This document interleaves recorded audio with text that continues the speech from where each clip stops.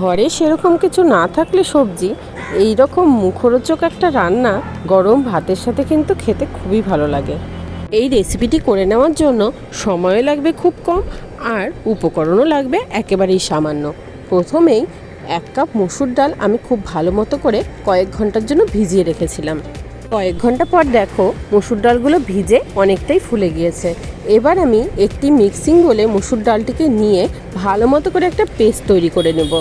এবার মসুর ডালের পেস্টটিকে একটি বাটিতে ঢেলে নিয়ে তার মধ্যে দিয়ে দেবো পেঁয়াজ কুচি, সামান্য রসুন কুচি, লঙ্কা কুচি ও আদা কুচি, দিয়ে দেবো স্বাদ মতো লবণ, অল্প পরিমাণে চিনি, হলুদ ও লাল লঙ্কার গুঁড়ো, আর দিয়ে দেবো কিছুটা কাঁচা সর্ষের তেল, দিয়ে ভালো মতো করে মাখিয়ে নেব।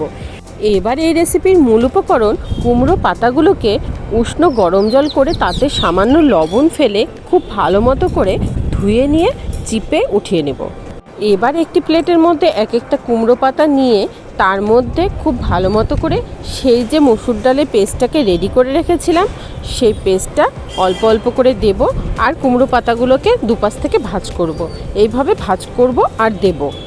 এইভাবে কুমড়ো পাতাটি সম্পূর্ণ ভাঁজ করা হয়ে গেলে আমি কিন্তু মসুর ডালের ব্যাটারটি একটু ওপরেও দিয়ে দিয়েছি।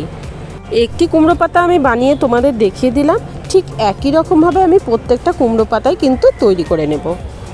এবার গ্যাসে বসিয়ে দিচ্ছি একটি তাওয়াটা আমি এই কারণেই দিয়েছি যে তাওয়াটা যেহেতু একটু ছড়ানো জিনিস, তার জন্য সবগুলো কুমড়ো পাতাই কিন্তু একসাথে ভেজে নেওয়া যাবে। আর এই কুমড়ো পাতাগুলো খুব ডোবো তেলে আমি ভাজবো না, আমি অল্প তেল দিয়ে সেঁকা সেঁকা করে ভাজবো। তাওয়া গরম হয়ে গেলে আমি খুব সামান্য সরষের তেল দিয়ে সরষের তেল গরম করে সবগুলো কুমড়ো পাতাই দিয়ে দিয়েছি আর একটা কড়াইয়ের ঢাকনা দিয়ে আমি তাওয়াটিকে ঢেকে দিয়েছি।